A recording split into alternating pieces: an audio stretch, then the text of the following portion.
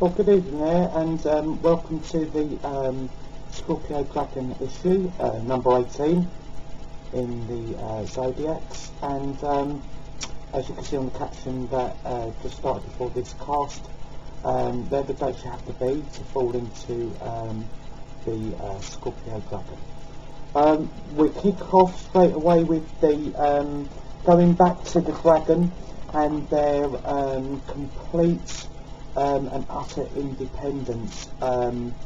Very, very difficult child to handle. Couple that with the Scorpio intensity and also their quite cocooned nature. This will be a very volatile and difficult child to handle. They won't take orders. Any authority to them from a young age, and that includes their parents, they can give a very, very difficult time to.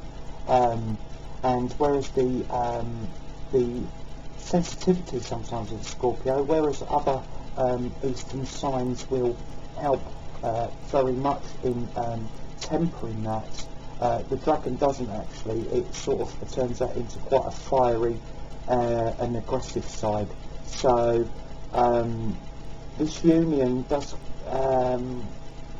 create a bit of a mini whirlwind to start off with, and quite aggressive and forthright child. If we go into the teenage years, they will still carry that very maverick thought about authority, about head teachers. They're a bit of a revolutionary, really, and they will go off on their own. They're probably much better doing their studies away from school, with the environment, with the punctuality needed. This isn't good for them. They will feel caged, and this is where the emotions will boil up. They will have aggression problems. So the independence comes through. They will want to leave home very early and write their own stories. But they're very capable of picking themselves up, moving to another country. May send mum and dad a postcard occasionally saying I'm fine. But as I say, they will go off and they'll want to experience their own stuff. They're very, very independent. They're very forthright. But what they will do, they will choose a field, and it will be their own business, and they excel in this.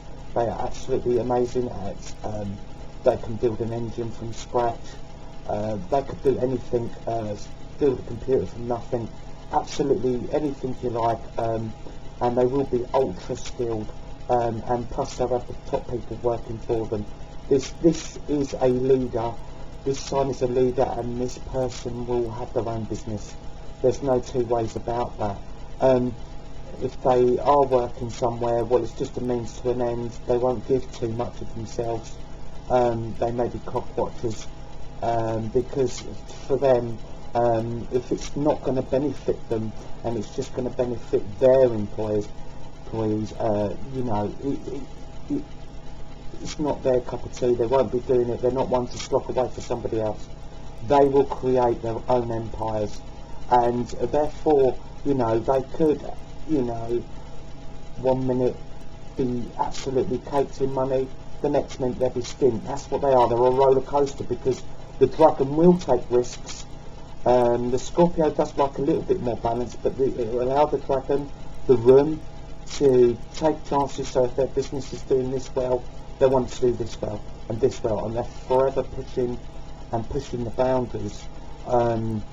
They do have a fair amount of fortune as well, so whereas some other signs aren't blessed with this bit of fortune, sometimes they get into things, real estate even, things like that, where they have been ultra lucky. They've had lucky deals, because that's just the way it rolls for the Dragon. They do attach luck to them, and they have a natural amount of power and influence in talks, conversations.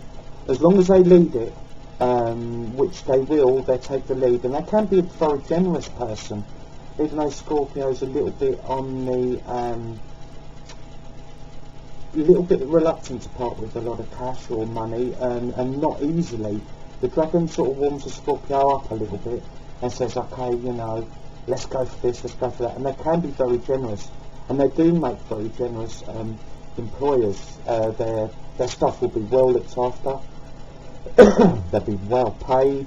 They will have somebody that they can go to, and they won't have a quick turnover of staff either. These people like to get the best people and keep them, and that's their way forward. And as I say, they make fantastic employers but not employees. If we have to look at who will go with this sign, now we're taking this sign into its early 20s, and if they're willing to settle down, that's very early for them. If we take it nearer to 30, we're going to have to have a very loyal sign, and we're also going to have a very tough sign, quite a tough sign in the sense of they don't mind being uprooted, they don't mind having a bit of a roller coaster. They're quite hardy souls, so we need somebody who's a little bit glib, even a little bit superficial maybe, and that might be the wrong word, but somebody who can just stick in there, smile when they have to. Ultimately they're going to have to agree, because the dominant nature of the dragon Scorpio will not allow anything else, and they're quite willing they could walk away from any relationship just like that, start again. They can walk away from children just like that and start again. That's the way they are. If they don't feel they're being respected or listened to, they're gone. You know, they're not ones to suffer in silence. They'll be gone, and they let you know about it. So the best signs I feel for the dragon are the rat. As we say, we've got a rat that can be very loyal when they've found love, and they won't mind upheaval as long as they're getting well looked after, which the dragon will do. The dragon will provide. There will be cash. As I say, there will be generosity. So if we look for the rats of the sign of Capricorn, the sign of Pisces, the sign of Virgo, and also if we go for another Scorpio rat, I mean the Scorpio rat is an ultra good match. Scorpio and Scorpio do make a good match, and there's a lot of strength, there's a lot of inner strength there. And also Cancerians of the rat year would be another excellent match, although a little bit more emotional. That would be the lesser of all the rats, but still a hardy creature, and could go with the flow very easily. Also, I like to see monkeys. The monkeys and dragons, this is a very good union as well, because as I say, the monkeys very here, there and everywhere. They love change, they love excitement, so that would be an excellent match. So if we can look for Capricorn in the monkey years, Pisceans, Virgo, and the Cancer monkey, which, as I say, that would be a nice solid bond there. Not quite as emotional as the rat, but nevertheless a very strong mixture, and as I say, a good knack of being able to, you know, uproot and start a business here, start a business there. So there'll be excellent matches. Obviously, the ones to avoid for the dragon at all costs is the dog, and vice versa. They don't mix, and I mean dogs of any Western sign is not a mixture, that's advised. The dog likes stability, and as I say, tenderness is a total different. They very rarely would they come across each other, actually. Thinking about it, but if they do, it's not a good union, and both will get damaged. Not just the dog would get damaged in that, the dragon would, because it would probably feel a bit stifled, and whereas the dog would be quite cautious, not allowing the dragon to make such extravagant moves maybe. So if they do come across each other, it's not very good. Health-wise, we have an ultra robust creature here.